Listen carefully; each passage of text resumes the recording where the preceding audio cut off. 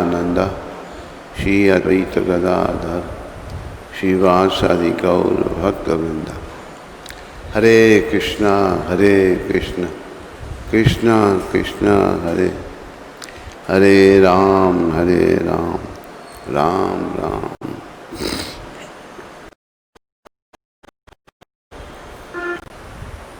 श्री गुरु चरण सरोज निज मन मुकर सुधार,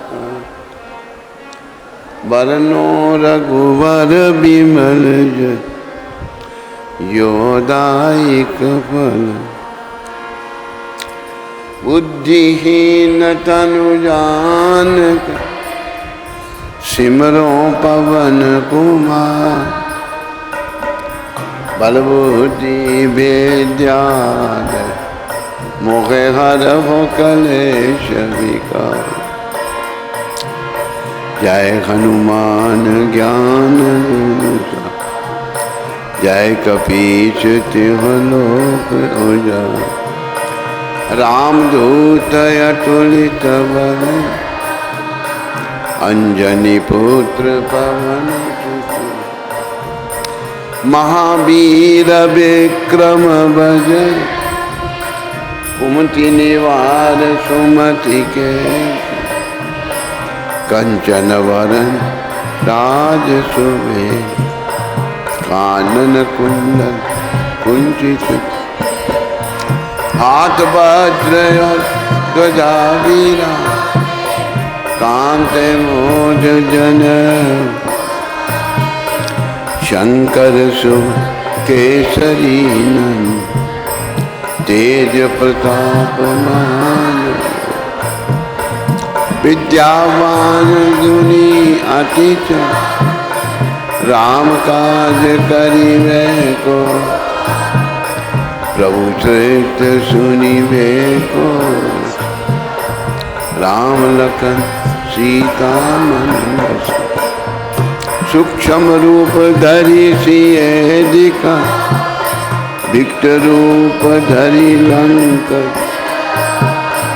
भीम रूप धरि असुर संहार, रामचंद्र जी लाय सजीवन लखन जिया। श्री रघुवीर हर्षे उर, रघुपति कीने बहुत बल। तुम मम प्रिय भरत, सहस बदन तुमरो जस गान। अस कहि श्रीपति कंठ लगा, सनकादिक ब्रह्मादि मुनि। नारद सारद यम कुबेर दिक् जहान, कवि कोविद कहि सके का। तुम उपकार सुग्रीव की, राम मिलाए राज। तुमरो मंत्र भविष्य मां, लंकेश्वर सब जन। युग सहस्र जो जन पर भां, लियो ताहि मधुर फल। प्रभु मुद्रिका मेलि सुख मां, जल्दी लांग गए अचरज न। दुर्गम काज जगत के, सुगम अनुग्रह तुमरे। राम द्वारे तुम रखवा, होत न आज्ञा बिनु पैठ। सब सुख लहे तुम्हारी शरण, तुम रक्षक काहे। आपन तेज सवारो, तीनों लोक हाँकते। भूत पिशाच निकट नहीं, महावीर जब नाम सुन। नाशे रोग घरे सब, जपत निरंतर हनुमत। जय जय जय हनुमान साथ, कृपा करो गुरुदेव के। जो सतबार पाठ कर जो, छूटे बंदी महासुख। जो जय पड़े हनुमान चली, होय सिद्धि साखी। तुलसीदास सदा हरि से, कीजे नाथ हृदय मम ढेर। पवन तने संकट हरन, मंगल मूर्ति रूप। राम लखन सीता सहित, हृदय बसो सियावर। रामचंद्र की, राधा बर कृष्ण चंद्र की। पवन सुत हनुमान की, बोलो भाई प्रभुपाद की। बोलो भाई सब संतन की, बोलो भाई सब भक्तन की जय। हनुमान जी की कृपा से आओ श्री रामचंद्र जी की शरण में आए, उनका गुणगान करें। श्री रामचंद्र पालो भजो हरण दारुण नव कंचलो। कंच मुख कर कंच पद कंचा। कंग अगीन अमित शबिन नीलनी। सुंदरम पटपीतमा तरत रुचि। नोमि जन सुता पर, भज दीन बंधन सदान। दैत निबंध रघुनंद आनंद कंद का। चंद्र दश शील मुकट तिलक चा। उदार अंग विभूषण। आजानु सरचा संग जीत खरद। इति बाधित तुम दास संग। शेष मुनिमा रंजन। मम हृदय कंच काम कर दर।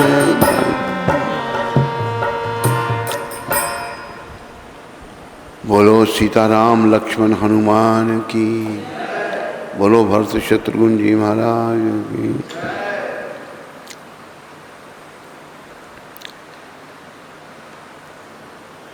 तो आप सबका आज 11वें दिन की कथा है। हरि बोल। 11वां दिन श्री श्री पुरुषोत्तम मास की 11वें दिन की कथा में आप सबका स्वागत है, अभिनंदन है। तो हनुमान जी के प्राकट्य के बारे में वर्णन चल रहा था।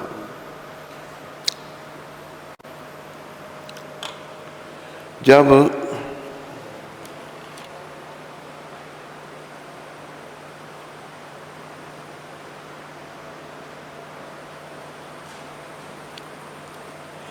भगवान पृथ्वी पर आते हैं तो उनकी लीला में भाग लेने के लिए उनके पार्षद भी उनके साथ आते हैं। प्रिय बंधुओं, जब कोई देश का राजा, जब प्राइम मिनिस्टर कहीं जाता है, अमेरिका का प्रेसिडेंट जब भारत में आया था, 2-3 जहाज थे उसके साथ, उसकी अपनी कार भी जहाज में रखी हुई थी, कितने लोग, कुत्ते भी साथ में थे। इसी प्रकार जो राजाओं के राजा हैं, जो त्रिलोकीनाथ हैं, जब इस पृथ्वी पर, इस भूमि पर अपनी लीला करने के लिए अवतरित होते हैं, तो उनके भी पार्षद, उनके भक्त सब उनके साथ आते हैं, उनकी लीलाओं में उनका सहयोग करने के लिए। तो रामलीला में हनुमान जी बहुत बड़े भक्त हुए राम जी के।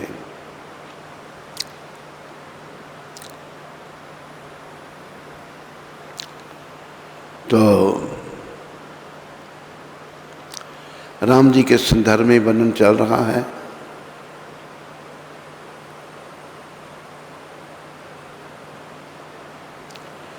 भगवान राम ने सुग्रीव जी को स्थान स्थान पर अपना सखा भक्त माना है। बाली और सुग्रीव ये 2 भाई थे, दोनों में परस्पर बड़ा स्नेह था। बाली बड़ा था, इसलिए वही वानरों का राजा था। एक बार एक राक्षस रात्रि में किष्किंधा में आया, आकर बड़े जोर से गरजने लगा। बाली उसे मारने के लिए नगर से अकेला ही निकला। सुग्रीव भी भाई के स्नेह के कारण उसके पीछे पीछे चला। वह राक्षस एक बड़े भारी बिल में घुस गया। बाली अपने छोटे भाई को द्वार पर बिठाकर उस राक्षस को मारने उसके पीछे पीछे उस गुफा में चला गया। सुग्रीव को बैठे बैठे 1 महीना बीत गया, किंतु बाली उस गुफा में से नहीं निकला। 1 महीने बाद गुफा में से रक्त की धार निकली। सुग्रीव ने समझा मेरा भाई मर गया है, अतः उस गुफा को एक बड़ी भारी शिला से ढककर वह किष्किंधापुरी में लौट गया। मंत्रियों ने जब राजधानी को राजा से हीन देखा तो उन्होंने सुग्रीव को राजा बना दिया। थोड़े दिनों में बाली आ गया। सुग्रीव को राजगद्दी पर बैठा देखकर वह बिना ही जांच पड़ताल किए क्रोध से आग बबूला हो गया।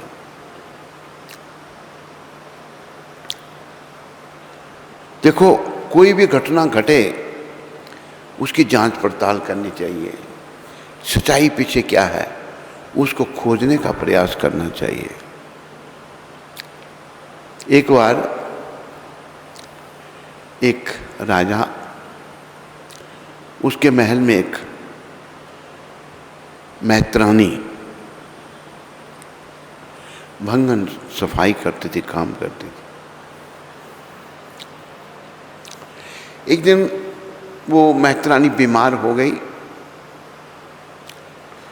और उसने अपने पति को कहा कि तुम जाओ महल की सफाई करने के लिए। उसने कहा मैं कभी गया नहीं, कहते भाई तुम्हें जाना पड़ेगा। उसके कहने पे आ गया वो महलों में।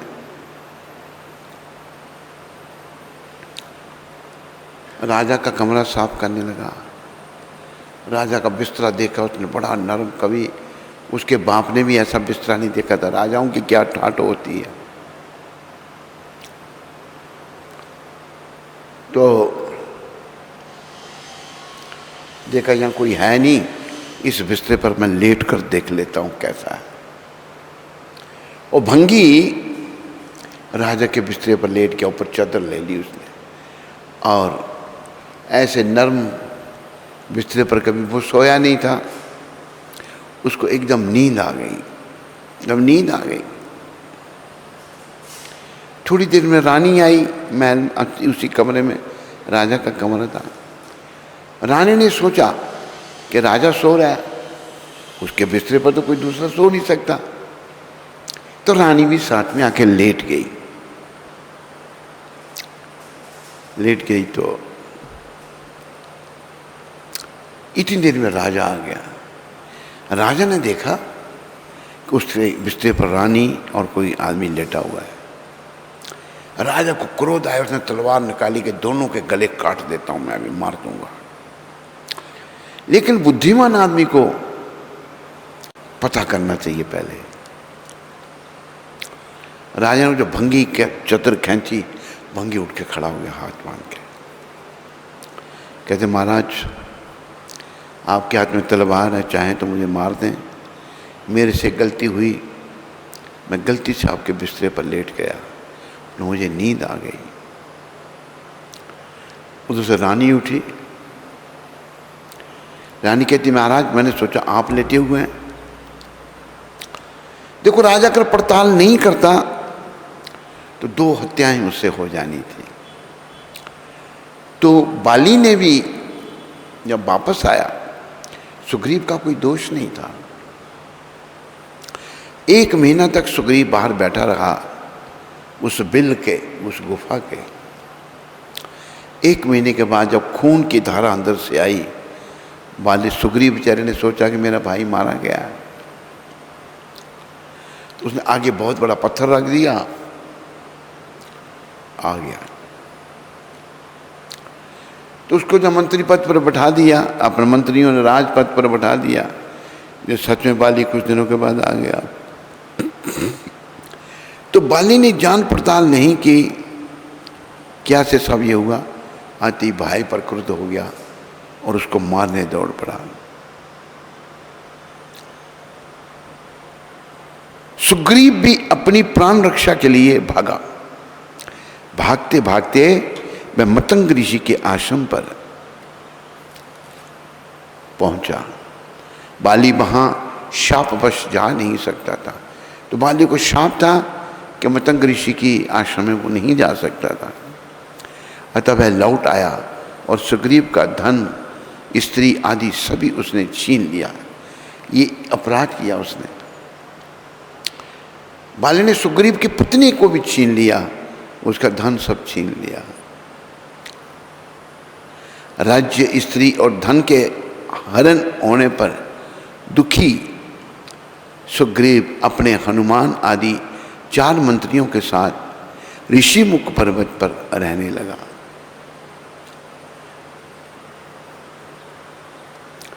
जिस समय भगवान श्री राम जी पिता जी की आज्ञा पालन करते हुए पंचवटी में रह रहे थे, जानकी को ढूंढते हुए शबरी मैया को कृतार्थ कर उनके बताए ऋषिमुख पर्वत के पास पहुंचे।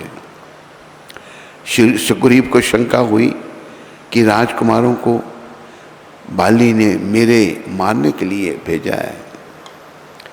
सुग्रीव जी डर रहे थे। श्री हनुमान को परिचय जानने के लिए भेजा। ब्राह्मण का रूप धारण कर श्री हनुमान जी आए और परिचय पूछा।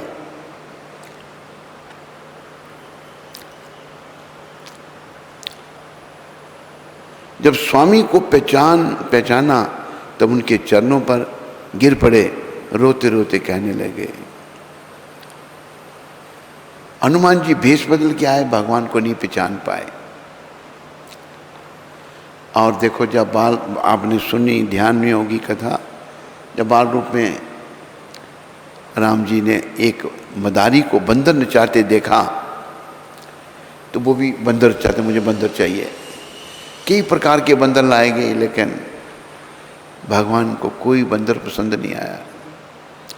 गुरु वशिष्ठ जी को बुलाया गया। वशिष्ठ जी को जब बुलाया गया, उन्होंने ध्यान लगा के देखा, उन्होंने बोला भाई ये अंजना नंदन को चाहते हैं। तो हनुमान जी भी बाल रूप में थे, तो अंजना नंदन ला के दिए, तो बस राम जी उनसे खेलते थे। तो बाल काल से ही राम और हनुमान जी के आपस में प्रेम था। अभी सुग्रीव के मंत्री हैं हनुमान जी। सुग्रीव ने कहा जाके पता करो राजकुमार, कहीं बाली ने मुझे मारने के लिए तो नहीं भेजे। भेष बदल कर आए तो नहीं पहचान पाए। जब स्वामी को पहचाना तब उनके चरणों पर गिर पड़े, रोते रोते कहने लगे। क्या कहने लगे? एक मैं मंद मोह बस कुटिल हृदय अज्ञान, प्रभु पुनि मोहे बिसारियो दीन बंधु भगवान। एक मैं कम बुद्धि वाला हूँ, मोह बस हूँ, कुटिल हूँ, हृदय का अज्ञानी हूँ, और प्रभु आप मेरे को भूल गए, हे दीन बंधु भगवान। श्री राम जी ने उठाकर उन्हें हृदय से लगा लिया। तभी से श्री हनुमान जी भगवान के चरणों के समीप ही रहे, उसके बाद भगवान के समीप ही रहे।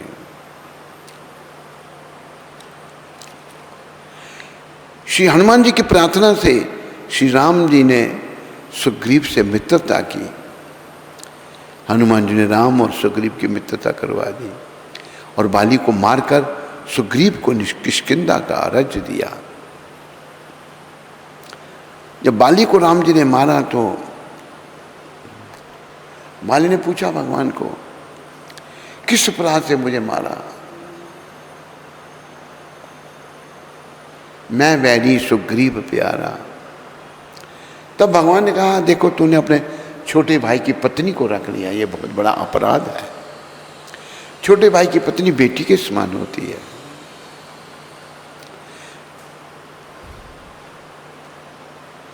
तो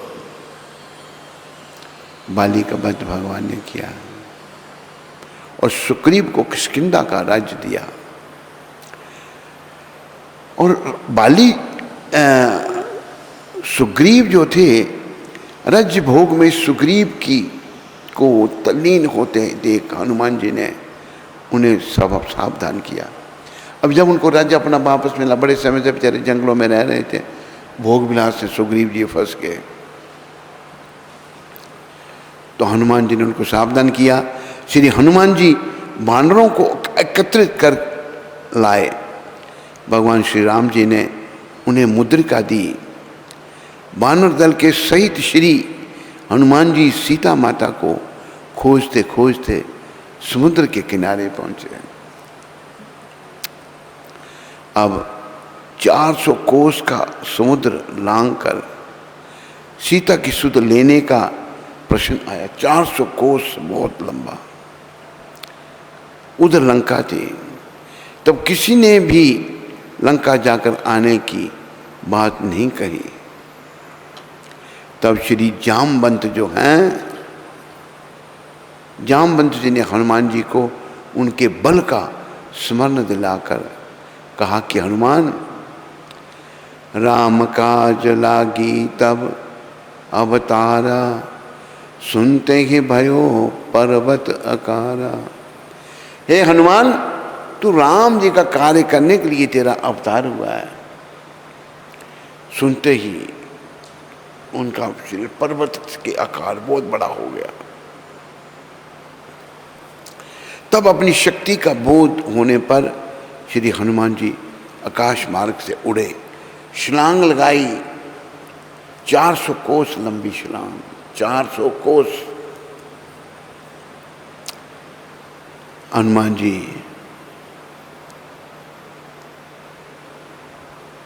उड़े। श्री हनुमान जी भगवान श्री राम के कृपा पात्र हैं।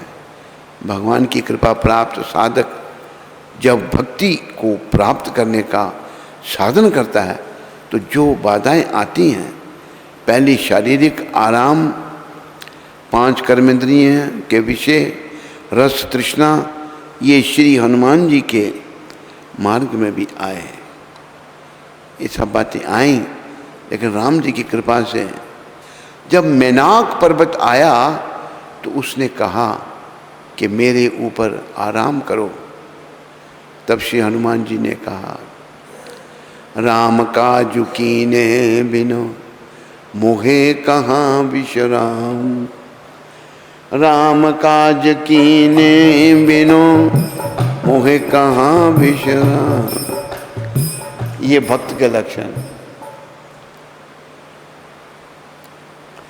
एक भक्त को काम कहते मैं बूढ़ा हो गया, अभी पेट इधर जा रहा है लेकिन बूढ़ा हो गया। हनुमान जी से सीखो भक्ति। हनुमान जी कहते हैं भगवान का कार्य किए बिना मुझे आराम कहाँ, मैं आराम नहीं करूंगा। उड़ रहे हैं समुद्र के ऊपर। तत्पश्चात देवताओं के द्वारा भेजी हुई नाग माता सुरसा को संतुष्ट करके समुद्र में छिपी तृष्णा रूपी राक्षसी को मार लंका पहुंचे। राक्षसी एक समुद्र में छुपी थी, उसको मारा। द्वार पर लंकनी को एक घूंसा लगाकर मुक्त कर, एक घूंसा मारा लंकनी को, कल्याण हो गया उसका। छोटा सा रूप धारण कर लंका में रात्रि के समय प्रविष्ट हुए। सारी रात सीता जी की खोज करते रहे। श्री हनुमान जी रावण के महल में भी गए। वहाँ रावण सहित बहुत सी देवांगनाओं को सोया देखा। एक बार तो श्री राम हनुमान जी ने सोचा इन्हीं में सीता जी होंगी। फिर संभले और निर्णय लिया कि भारत भूमि पर प्रकट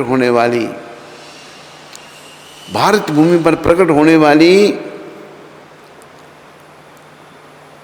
देवी पर पुरुष के महल में नहीं हो सकती।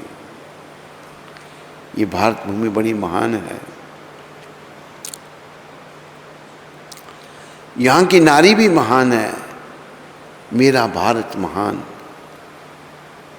कलयुग में हम लोग कर्महीन हो गए, बुराइयों में लग गए, इसलिए दुविधाएं आ रही हैं, समस्याएं आ रही हैं। ये विचार कर आगे बढ़ गए। ब्रह्म मुहूर्त हुआ, सुबह का समय। भविष्य जी के घर के सामने पहुंचे, देखा तुलसी का पौधा आंगन में है। भविष्य जी के घर में तुलसी लगी हुई है तथा दरवाजे पर राम नाम लिखा हुआ है। राम नाम भी दरवाजे पर लिखा हुआ है। श्री हनुमान जी ने सोचा ये भक्त के लक्षण हैं। लंका में भक्त कहाँ से आ गया, ऐसा विचार कर ही रहे थे कि इतनी देर में भविष्य जी जागे तथा जागते ही उन्होंने क्या किया। राम राम ते ही सुमिरन कीना, राम राम ते ही सुमिरन। सारे बोलो।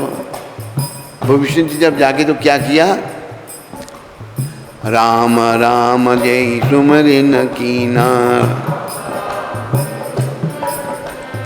हृदय हर्ष कपि सज्जन चीना, हृदय हर्ष कपि सज्जन। एहि सन हटि करऊं पहचानी, एहि सन हटि करऊं पहचान। साधु ते होय नकार जगानी, साधु ते होय नकार। भविष्य जी से मिलकर जानकी के मिलने की युक्ति पूछकर श्री हनुमान जी अशोक वाटिका में पहुंचे। जानकी जी के दर्शन कर प्रभु का संदेश तथा मुद्रिका दे माता का आशीर्वाद प्राप्त किया। जब ब्रह्म मुहूर्त में भविष्य जी मिले हनुमान जी, तो क्या हुआ। देखो जब भक्त मिलते हैं आपस में भगवान की बातें करते हैं, भक्ति की बातें करते हैं। और आजकल के मूर्ख लोग जब मिलते हैं तो वो फिल्मों की बातें करते हैं, एक्टरों की बातें करते हैं। तो ये आपस में चर्चा होने लगी। भविष्य जी हनुमान जी को कहते हैं, हनुमान जी आप कितने भाग्यशाली हो, भगवान का कार्य करने के लिए यहाँ आए हो।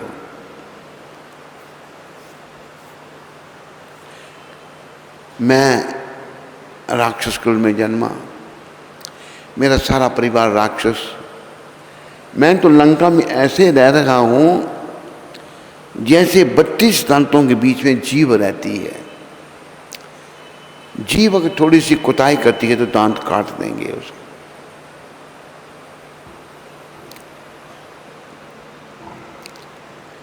हनुमान जी क्या कहते हैं राम जी को, अपना भविष्य जी को, भविष्य जी देखो मेरे प्रभु श्री राम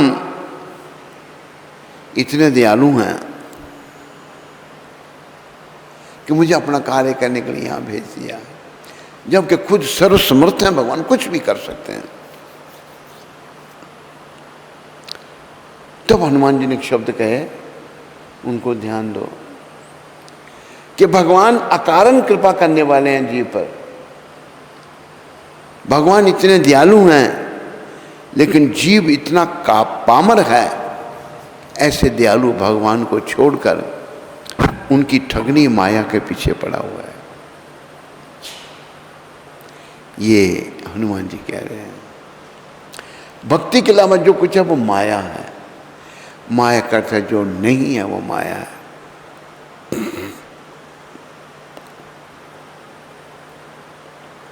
भविष्य ने बताया माता जानकी अशोक वाटिका में सब रास्ता बता दिया उन्होंने।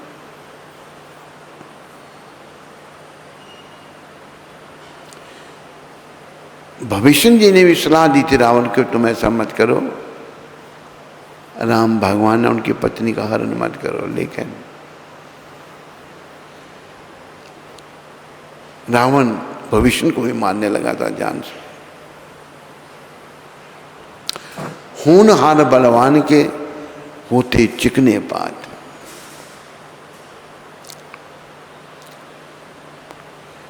तो भविष्य जी के बताने पर अशोक वाटिका में हनुमान जी आए और जानकी माता के दर्शन किए और भगवान का संदेश दिया, तथा भगवान ने अपनी मुद्रिका उनको दी थी। मुद्रिका दे माता का आशीर्वाद प्राप्त किया। तब माता से आज्ञा ले अशोक वाटिका को आज्ञा ली। हनुमान जी ने कहा माता मुझे भूख लगी है, कोई फल खा लूं? कहता खा लो।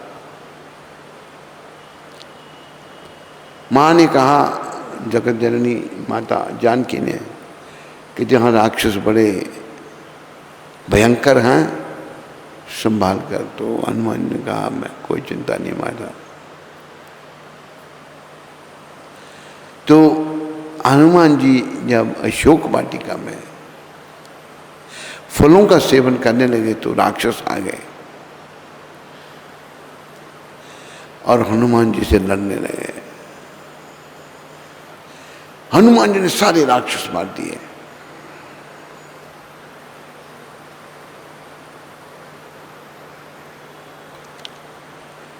रावण के भेजे राक्षसों तथा रावण पुत्र अक्षय कुमार को मार डाला। रावण के पुत्र को मार दिया। मेघनाथ इन्हें बांधकर राजसभा में ले गए। एक अस्त्र होता है, उसका नाम है ब्रह्मास्त्र। ब्रह्मास्त्र जो है वे ब्रह्मा जी का है अस्त्र। तो ब्रह्मास्त्र से बांध लिया। ब्रह्मास्त्र का सम्मान करना पड़ता है।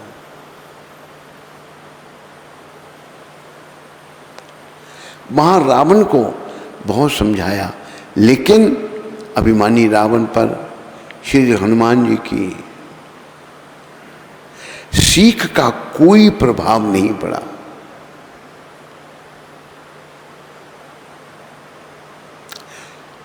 रावण ने देखा कि श्री हनुमान के पीछे मौत खड़ी है। रावण ने श्री हनुमान जी को कहा, हनुमान पीछे देखो तुम्हारी मौत आ गई है। श्री हनुमान जी ने देखा तो मौत वहां खड़ी थी। तब हनुमान जी ने सोचा कि मुझे माता का आशीर्वाद है। तब हनुमान जी ने कहा, रावण मौत तो आई है लेकिन मेरी नहीं, तेरी मौत, तेरी आई है। अब लोगों को ये पता होना चाहिए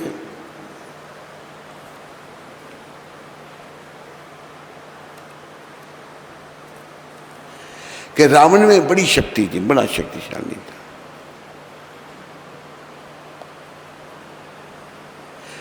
तो अभी जब वानरों की,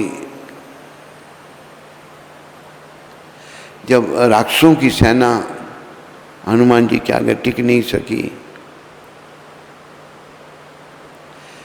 तो राक्षस मारे गए और हनुमान जी को रावण ने आदेश दे दिया, इसको मार दो।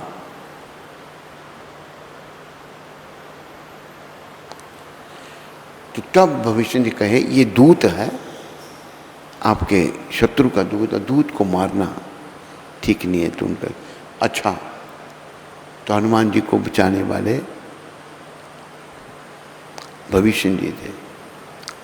अच्छा, फिर ये बंदर है, इसको अपनी पूंछ से बड़ी ममता है, इसकी पूंछ जला दो।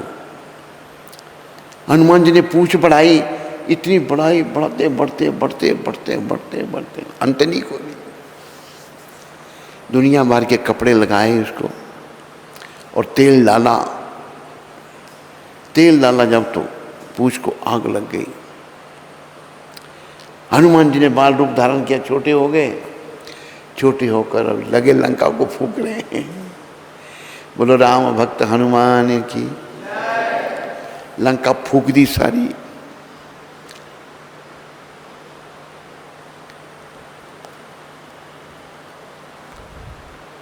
वैसे रावण में एक बार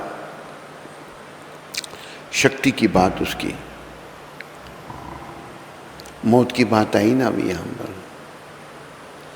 रावण एक बार अपने भाई, अपने मामा मारीच के साथ अपने विमान में जा रहा था उड़ता हुआ।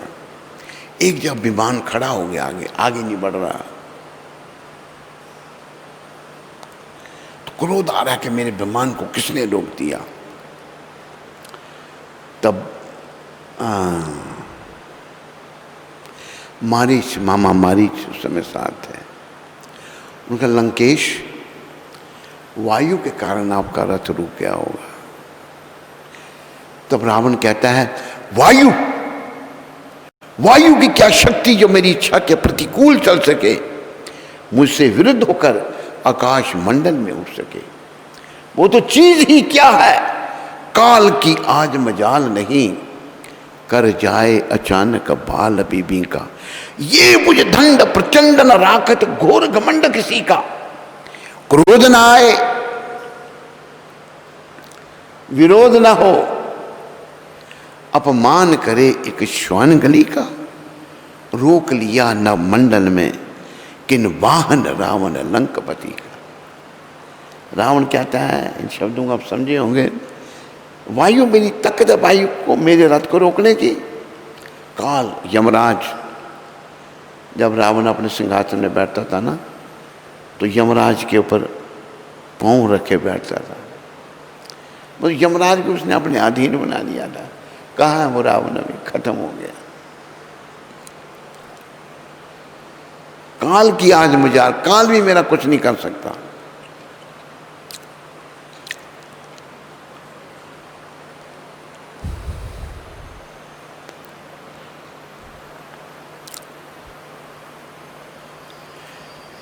तब क्रोधित होकर हनुमान जी की पूंछ में आग लगवा दी। श्री हनुमान जी महाराज जी ने उल्टे पलटे कर सारी लंका को जला दिया। जिस अग्नि ने सभी को जला डाला, वही अग्नि श्री हनुमान जी को शीतलता प्रदान कर रही थी। मां से चिन्ह स्वरूप चूड़ामणि लेकर भगवान के समीप लौट आए। बोलो राम भक्त हनुमान की। तो माँ से चूड़ा लिया कि मैं आपको मिलके जा रहा हूँ। जब सीता माता से बातचीत हो रही थी हनुमान जी की, हनुमान जी ने ये माता को कहा था, माता तुम मुझे आदेश दो तो मैं तुम्हें उठा कर ले जाऊं। माता ने मना किया था, नहीं, सीता माता ने मना कर दिया था। कहते मैं सारी लंका, अभी हनुमान जी में भी बड़ी शक्ति थी, बहुत शक्ति। ये शक्ति उनमें कहाँ से आई थी? भक्ति से। भक्ति में शक्ति है। ये याद रखो, भक्ति में शक्ति है। इसलिए भक्ति श्री राम की कर ले, भक्ति भगवान की कर ले,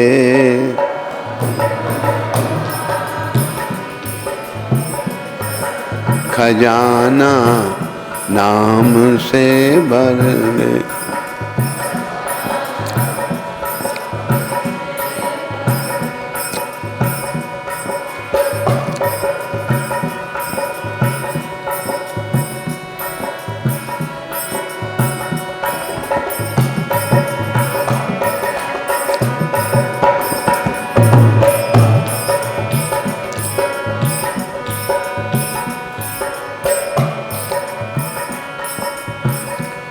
लगा हर श्वास पर पहरा, मौत की बेखबर सुन ले, पता क्या है कौन सी सांस को तेरी मौत चुन ले। है जब तलक सांस तू चाहे तो भक्ति कर ले, भक्ति श्री राम की कर ले,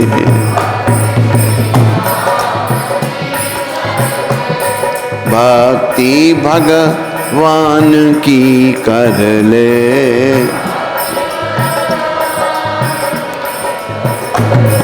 खजाना नाम से भर ले।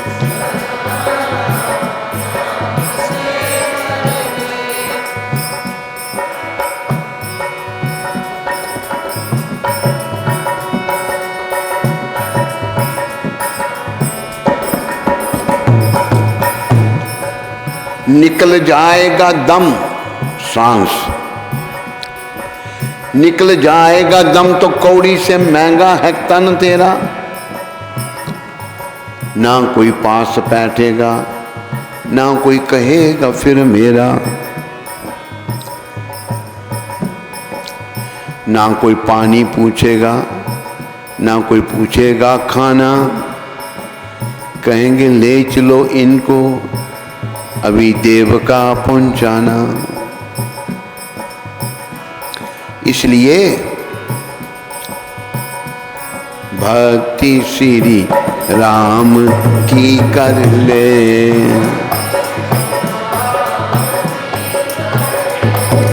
खजाना नाम से भर ले।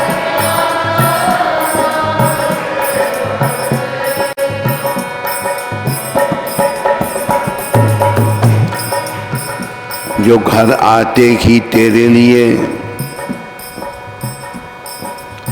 भोजन बनाते थे, बड़े सत्कार से सब बैठकर तुझको खिलाते थे। कोई सोडा की बोतल, कोई दूध लाते थे, कोई कोका, कोई लिमका, कोई काफी पिलाते थे। बे अब घर में तेरे रहते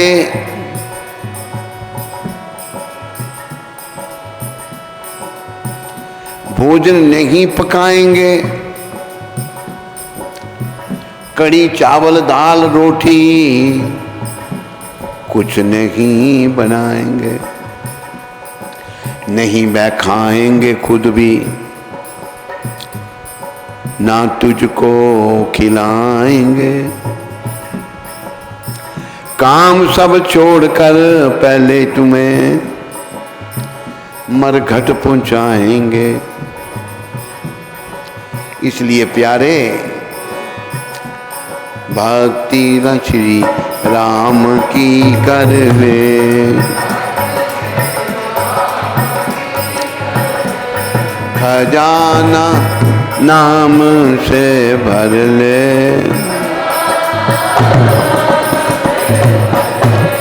भक्ति श्री राम की कर ले।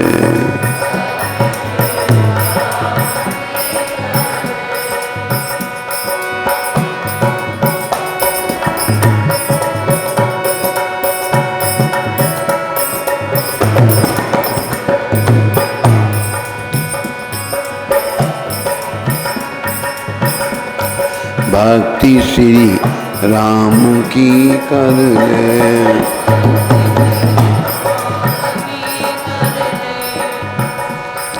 खजाना नाम से भर ले।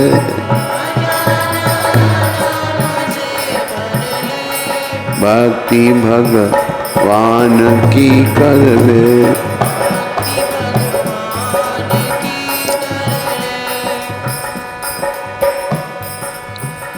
आया है जो इस जग में वह जरूर जाएगा। अगर भक्ति नहीं की होगी तो कर्म अनुसार फल वह जरूर पाएगा। आंखें खोलो।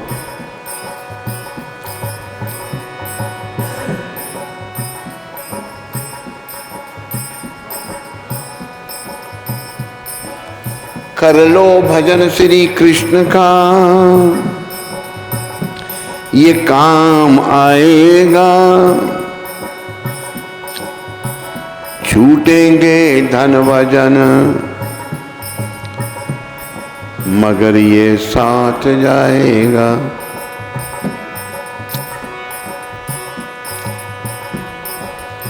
भिक्षु कहे संसार की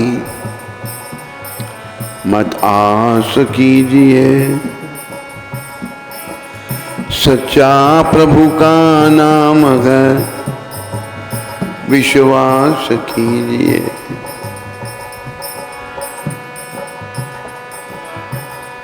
सच्चा राम का नाम है विश्वास कीजिए। सच्चा राम का नाम है विश्वास कीजिए। रघुपति राग विराजा राम, पतिता पावन सीताराम।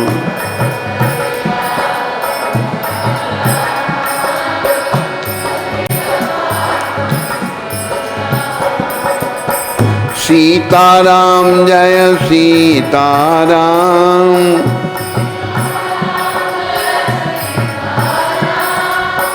श्री राम जय राम जय जय राम।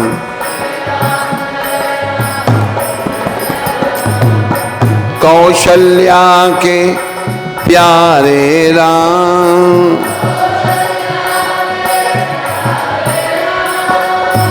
दशरथ राज दुलारे राम।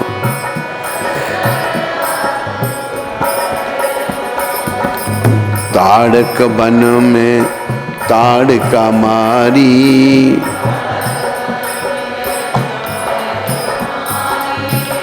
गौतम नारी अहल्या तारी।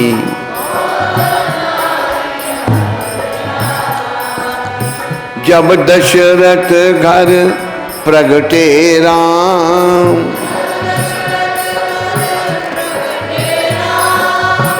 श्री राम जय राम जय जय राम।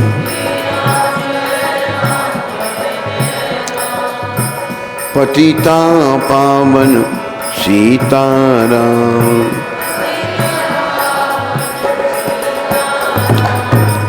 जनकपुरी में धनुष को तोड़ा,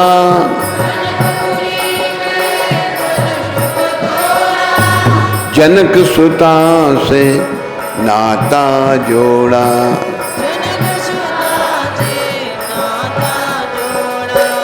कैसी सुंदर जोड़ी राम,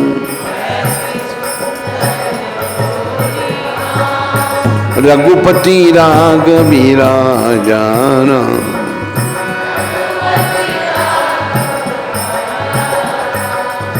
श्री राम जय राम जय जय राम।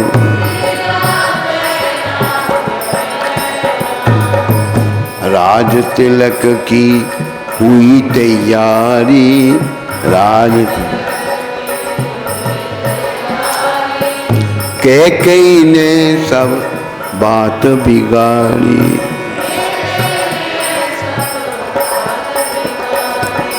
तभी तो बन को चल दिए राम,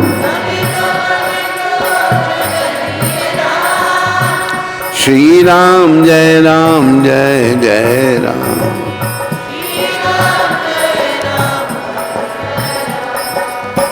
पतिता पावन सीताराम।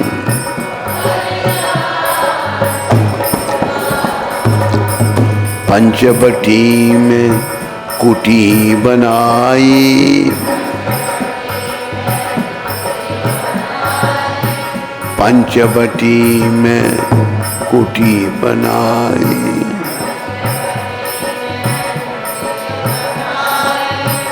पंचवटी में कुटी बनाई।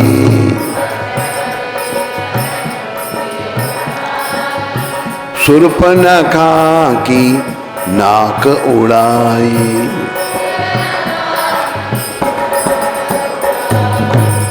तभी खरदूषण मारे राम,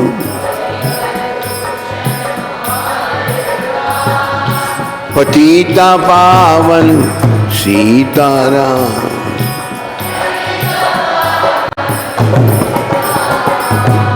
श्री राम जय जय राम।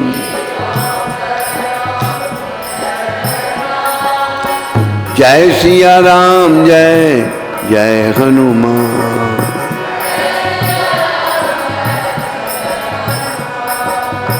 मेघनाथ ने शक्ति चलाई,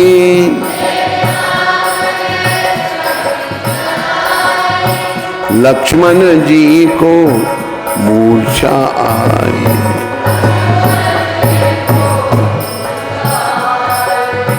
लक्ष्मण जी को मूर्छा आई।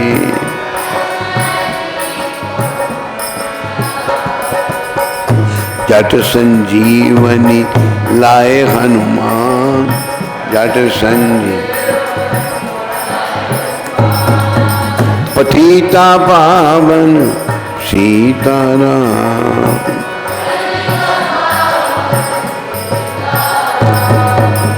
मेघनाथ कुंभकर्ण को मारा, मेघनाथ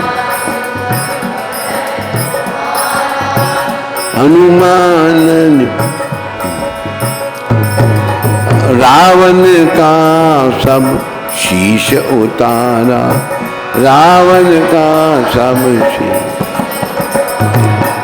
भरतलाल ने चिता बनाई, हनुमान जी ने खबर सुनाई।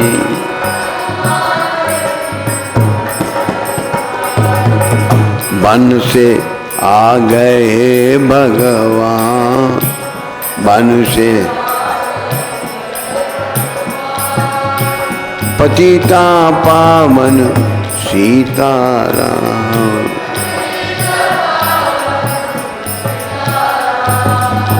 श्री राम जय जय राम।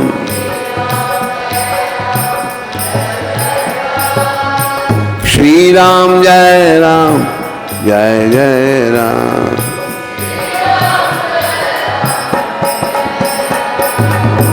जय सिया राम जय जय हनुमान।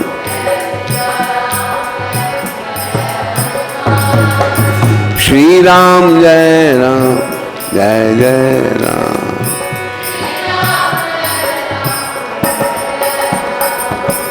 बोलो रामचंद्र भगवान की। तो प्रिय बंधुओं,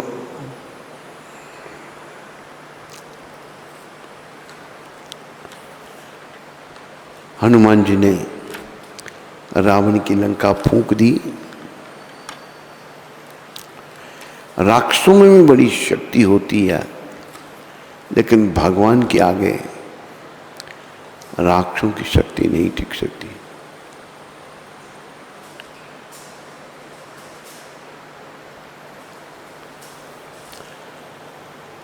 जिनके रखी भावना जैसी, जिनके रखी भावना,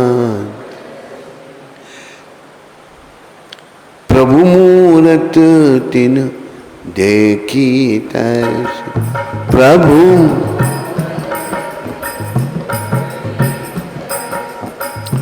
जिनके रखी भावना जैसी, जिनके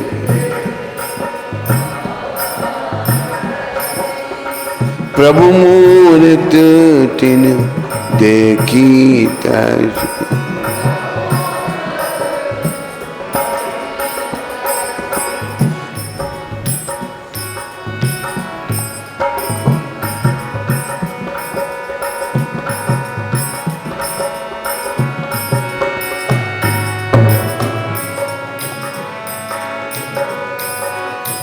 तो सुंदरकांड का प्रसंग चल रहा था। श्री एकनाथ जी महाराज ने कहा कि जिस समय श्री हनुमान जी लंका की अशोक वाटिका में पहुंचे तो वहाँ सफ़ेद रंग के फूल खिल रहे थे। ऐसा प्रसंग सुनकर एक सज्जन खड़े हुए और बोले, महाराज आप प्रसंग को ठीक प्रकार से बोले। उस समय वहाँ सफ़ेद नहीं लाल फूल थे। एकनाथ महाराज बोले, मैं जो देख रहा हूँ वही बोल रहा हूँ। बड़े बड़े संतों को तो सब दिखाई देता है। एकनाथ महाराज महाराष्ट्र के बहुत बड़े संत हुए हैं। फूल सफ़ेद ही थे। धन्य है ऐसा वक्ता जो प्रसंग को यथा स्थान पर कहे।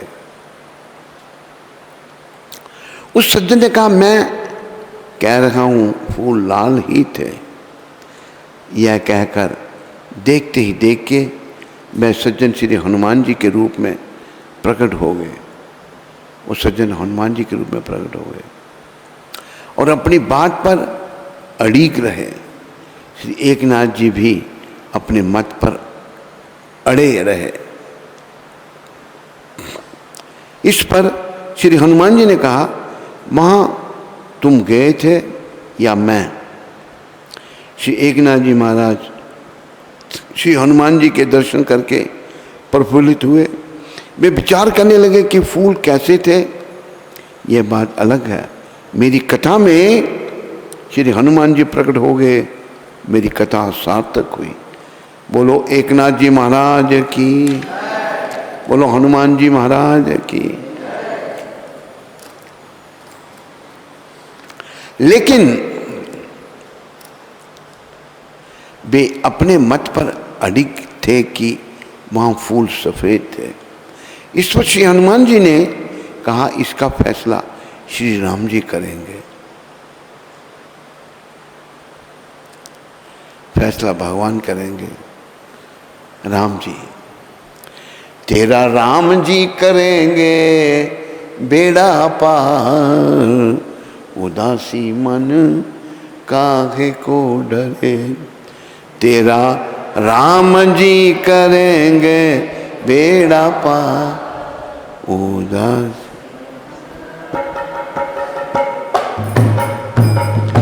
काहे को डरे, काहे को डरे, काहे को डरे,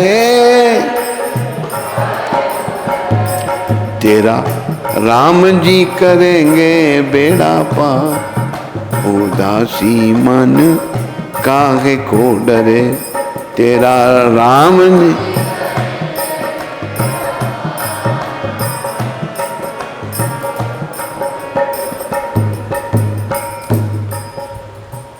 तो हनुमान जी ने कहा, श्री एकनाथ जी विचार करने लगे कि श्री हनुमान जी के माध्यम से श्री राम जी के दुर्लभ दर्शन का अवसर मिला है।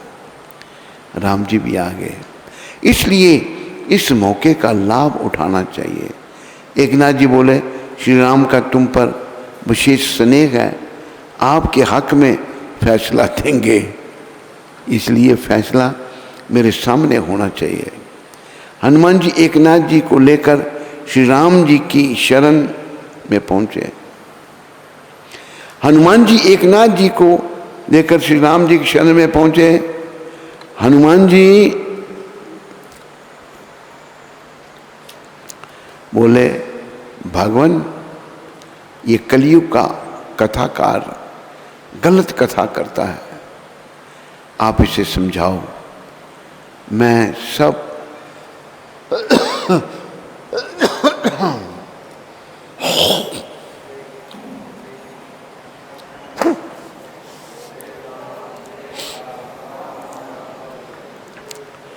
ये कलयुग का कथाकार जो है गलत कथा करता है, आप इसे समझाओ।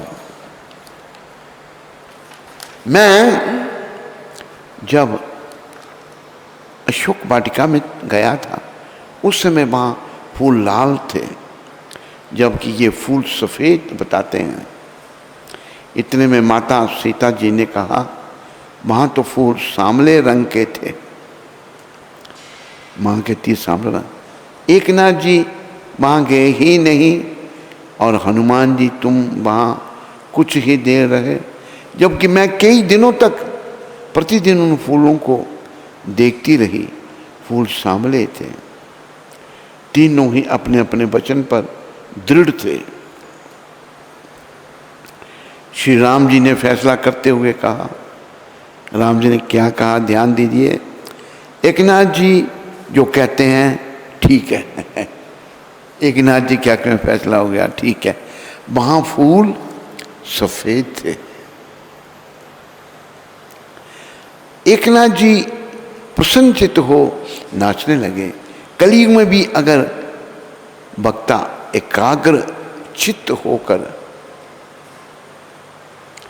निष्काम भाव से कथा करे तो त्रेता में जो हुआ उसे देख सकता है। कथा निष्काम भाव से होनी चाहिए। आजकल कथा को बस जीविका का साधन बनाया, वो ठीक नहीं है, वो अपराध है। तो हनुमान जी व सीता माता का चेहरा उतर गया। उन्होंने कहा, भगवान हमने जो देखा वह क्या गलत था? श्री भगवान बोले, हनुमान जितने एकनाथ जी ठीक हैं उतने ही आप भी ठीक हैं। फूल तो वहाँ सफ़ेद थे, लेकिन वहाँ कुछ देर पहले रावण आया था और सीता को कुवचन कहे थे, जिससे आप क्रोधवश हो गए और आपकी आंखों में खून उतरा और खून रूपी लाल रंग का चश्मा आंखों पर लगने से सफ़ेद फूल आपको लाल नजर आए। राम जी कह रहे हैं। तब सीता जी बोली, महाराज मैं तो वहाँ काफ़ी समय रही और मैंने फूल सांवले रंग के देखे।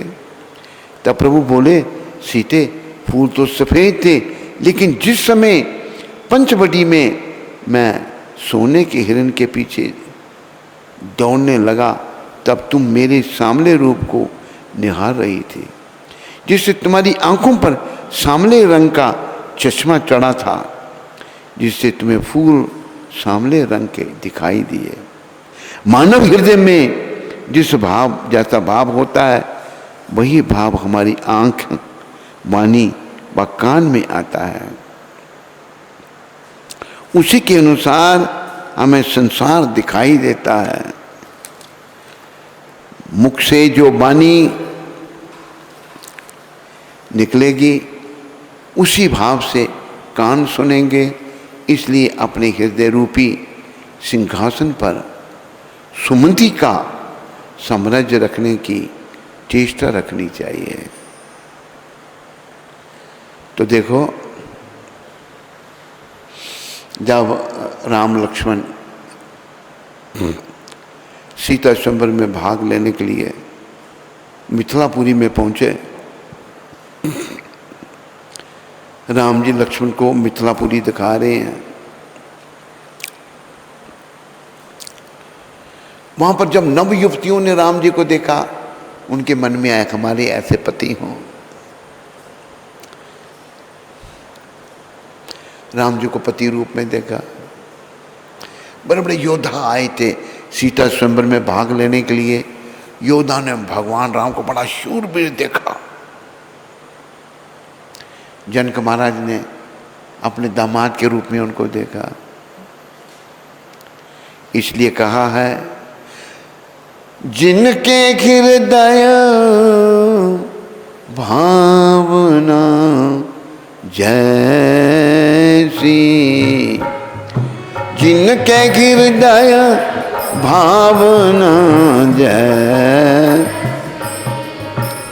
प्रभु मूरत तिन देखी तैसी, प्रभु मूरत दे, प्रभु मूरत तिन देखी तैसी, प्रभु मूरत, जिनके हृदय भावना जैसी, जिनके हृदय मंगल भवन अमंगल हारी, मंगल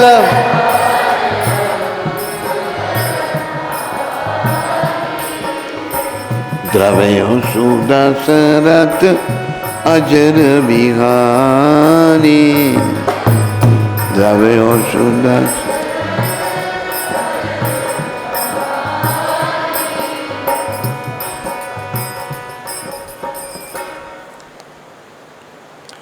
देखो बड़ा अच्छा, एक नाथ जी महाराज फूल सफ़ेद देख रहे हैं, हनुमान जी ने लाल देखे और माता जानकी ने सांवले रंग के फूल देखे। तीनों ठीक है अपनी अपनी जगह। धन्य एक नाथ जी महाराज कथा कर रहे हैं और त्रेता युग की बात को देख रहे हैं।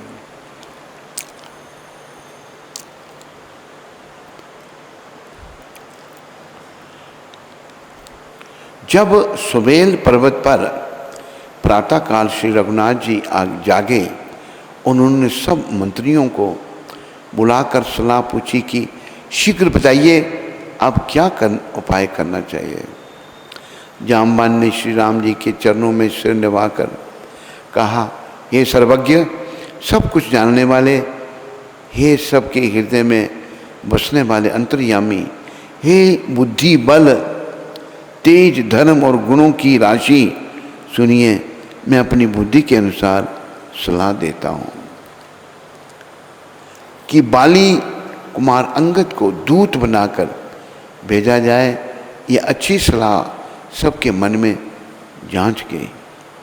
कृपा के निधान श्री राम जी ने अंगद से कहा, हे बल बुद्धि और गुणों के धाम बाली पुत्र, हे तात, तो मेरे काम के लिए लंका जाओ। तुमको बहुत समझाकर क्या कहूँ, मैं जानता हूँ तुम परम चतुर हो। अंगद जी बड़े बुद्धिमान थे और शक्तिशाली भी थे। शत्रु से वही बातचीत करना जिससे हमारा काम हो और उसका कल्याण हो। प्रभु की आज्ञा सिर चढ़ाकर और उनके चरणों की वंदना करके अंगद जी उठे और बोले, हे भगवान श्री राम जी, आप जिस पर कृपा करें वही गुणों का समुद्र हो जाता है। स्वामी के सब कार्य अपने आप सिद्ध हैं। यह तो प्रभु ने मुझको आदर दिया है जो मुझे अपने कार्य पर भेज रहे हैं। ऐसा विचार कर युवराज अंगद का हृदय हर्षित और शरीर पुलकित हो गया। चरणों की वंदना करके और भगवान की प्रभुता हृदय में धरकर अंगद सबको सिर निभाकर चले। प्रभु के प्रताप को हृदय में धारण किए हुए रण बांकुरे वीर बाली पुत्र स्वाभाविक ही निर्भय हैं। लंका में प्रवेश करते ही रावण के पुत्र से भेंट हो गई जो वहां खेल रहा था। बातों ही बातों में दोनों में झगड़ा बढ़ गया क्योंकि दोनों ही अतुलनीय बलवान थे और फिर दोनों की युवावस्था थी। उसने अंगद पर लात उठाई। अंगद जी ने वही पैर पकड़कर उसे घुमाकर जमीन पर दे पटका, सिर गिराया, मार गिराया। राक्षस के समूह भारी योद्धा देखकर जहां तहां भाग चले।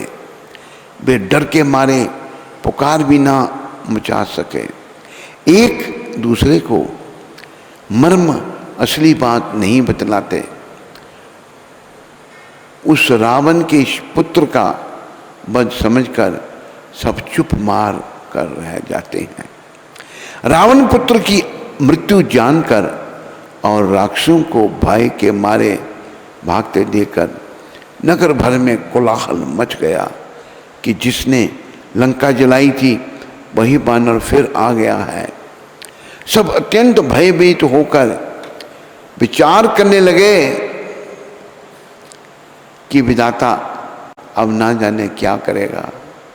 वे बिना पूछे ही अंगद को रावण के बराबर कहीं रावण के दरबार की राह बता देते हैं। जिसे ही वे देखते हैं वही डर के मारे सूख जाता है। बोलो अंगद जी महाराज की। तो रावण अंगद संवाद आज यहीं इस कथा को हम विराम देते हैं। कल राम जी की कृपा से यहीं से प्रारंभ करने का प्रयास किया जाएगा। और आइए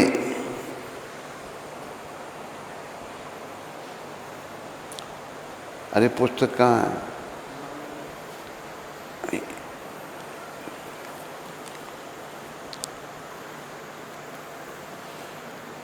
आज 11वें दिन की कथा है।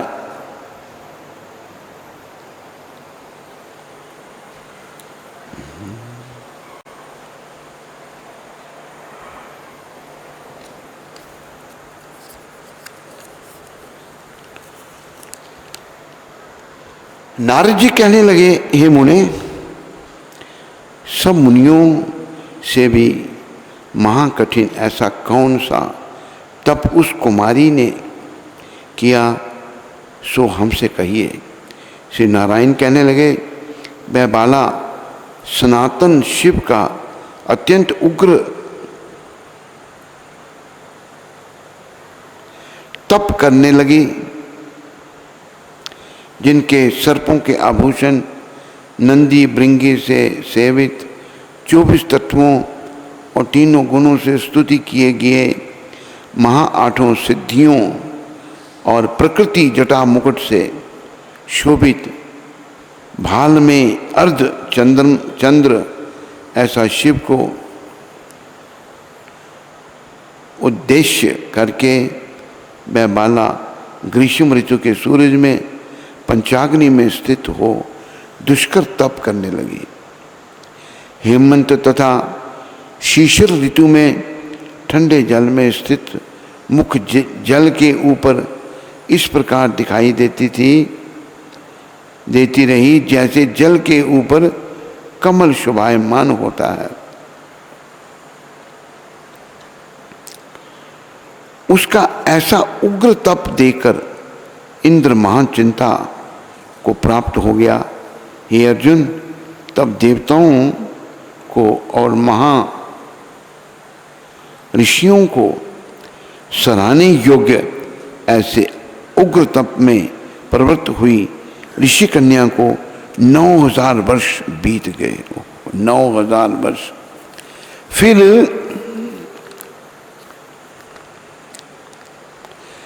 पार्वती पति शंकर ने इसके तप से प्रसन्न होकर अपने अगोचर रूप दिखाया। उस रूप को देखकर वह कन्या झटपट खड़ी हो गई, मानो उसके देह में प्राण आ गए। तब से उसका शरीर जो दुर्लभ हो गया था मानो रिष्ट पुष्ट हो गया। उस बाला ने नमा होकर श्री शंकर को नमस्कार किया और विश्व वंदित श्री शिव जी का मानसोपचार से पूजन किया और उनकी स्तुति करने लगी। हे राजन, जब उस मेधावी ऋषि की कन्या श्री शंकर भगवान की स्तुति करके शांत हुई, तब महाउग्र तप से उसका किया हुआ स्तोत्र सुनकर प्रसन्न मुख वाले श्री सदाशिव बोले, हे तपस्विनी, तेरा कल्याण हो, मनवांचित वर मांग। महा आनंद में मगन कुमारी ऐसा सुनकर प्रसन्न हुई शिव जी से यह वचन बोली, हे दीनानाथ, यदि आप मुझ पर प्रसन्न हो तो मुझको पति दीजिए।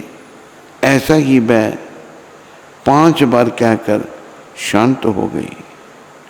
तब शिवजी मुनि कन्या को कहने लगे कि हे बाला, तूने जो अपने मुख से कहा है वैसा ही होगा। तूने 5 बार पति मांगा है, सो हे सुंदरी, तेरे 5 पति होंगे। श्री कृष्ण कहने लगे। श्री शिव जी के ऐसे अनीति प्रिय वचन सुनकर बाला बोली, हे सदाशिव, एक स्त्री के एक ही पति हो सकता है। कहीं भी स्त्री 5 पतियों वाली ना देखी ना सुनी। एक पुरुष के 5 स्त्री तो हो सकती हैं, मैं 5 पतियों वाली कैसे होंगी? आपको ऐसा कहना योग्य नहीं। हे प्रभु, ऐसा प्रदान देने से आपको ही लज्जा होगी। उस कन्या के ऐसे वचन सुनकर श्री शिव जी कहने लगे कि इस जन्म में नहीं, अगले जन्म में होंगे। वहाँ तो तपोबल से योनि से उत्पन्न नहीं होंगी और वहाँ अग्नि से उत्पन्न सुख को प्राप्त होकर परम पद को प्राप्त होगी। दुर्वासा मेरी ही रूप हैं, तूने उनका तिरस्कार किया। यदि दुर्वासा कोपायमान हो जाए तो 3 लोगों को जला देवें। तूने अत्यंत ब्रह्म तेज का तिरस्कार किया और तूने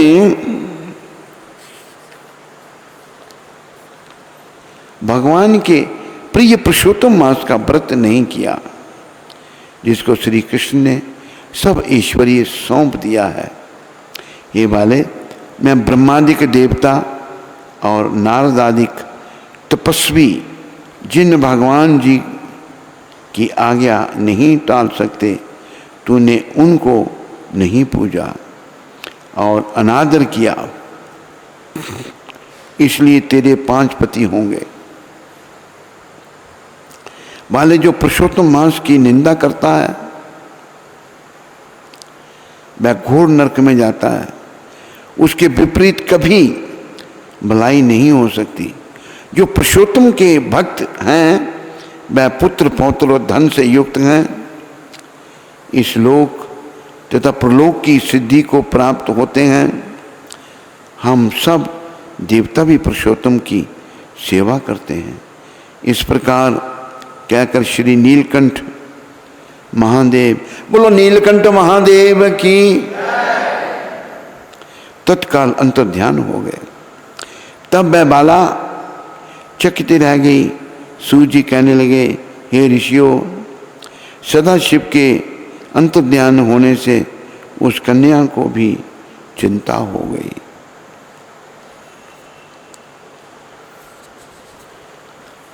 बोलो पुरुषोत्तम मास की, बोलो पुरुषोत्तम भगवान की।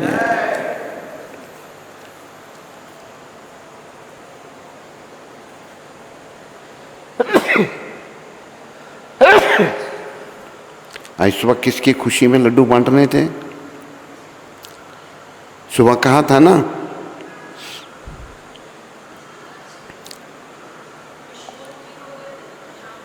हाँ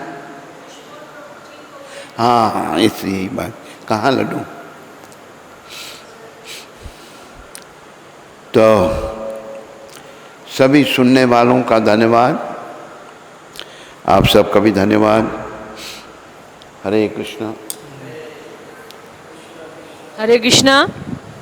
तो आज गुरु महाराज ने पुरुषोत्तम मास के कथा के 11वें दिवस का हमें श्रवण करवाया, तो उनका बहुत बहुत आभार। सभी लोग 3 बार हरि बोल बोल के महाराज जी का आभार व्यक्त करेंगे। हरि बोल, हरि बोल, हरि बोल। हरे कृष्णा। धन्यवाद गुरु महाराज। जय। तो आज पुरुषोत्तम मास के 11वें दिवस के प्रसाद का आयोजन बम्बई से श्रीमती अंजू गुप्ता जी ने किया है। तो उनका और उनके परिवार का श्रील प्रभुपाद आश्रम उधमपुर के सभी भक्तों की ओर से बहुत बहुत धन्यवाद। हरि बोल। और अभी गुरु महाराज जी द्वारा लड्डू का प्रसाद वितरण किया जाएगा। तो ये हमारे गुरु भाई विश्व मोहन जी, जो कि कोविड महामारी से लड़ाई जीत करके बाहर आए हैं, तो और उनका स्वास्थ्य ठीक हो गया गुरु महाराज जी के आशीर्वाद से। तो इस उपलक्ष्य में मंदिर की तरफ से ये लड्डू का वितरण किया जाएगा। हरि बोल।